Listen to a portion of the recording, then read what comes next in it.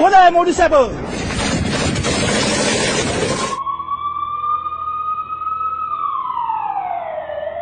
11 oktyabr kuni kechqurun Afg'oniston va Pokiston chegarasida turli qurollardan, jumladan artilleriyadan foydalangan holda otishmalar sodir bo'ldi.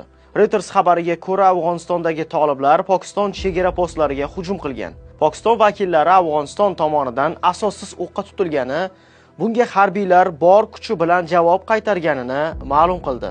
Pokiston vakillarining so'zlariga ko'ra, 1600 kilometrlik chegara bo'ylab kamida 6 ta nuqtada otishmalar bo'lib o'tgan. Tolibon kuchlari Pokistonning 3 ta chegara postini egallab olgani haqida xabar bergan. Pokiston xavfsizlik kuchlari vakillari esa pokistonlik harbiylar Afg'onistonning bir nechta chegara postlarini yakson etgan.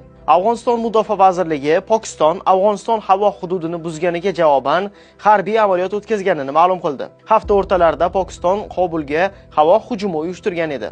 Afg'oniston rasmiylari amaliyot mahalliy vaqt bilan yarim tunda yakunlanganini ma'lum qildi. Pokiston Afg'onistonni mamlakatda Hindiston ko'magida Pokiston hududiga hujumlar uyushtirayotgan jangarilarni yashirishda ayblamoqda. Pokistonning Kobulga havo hujumi maqsadi Pokistondagi Tolibon yetakchisini yo'q qilish bo'lgan.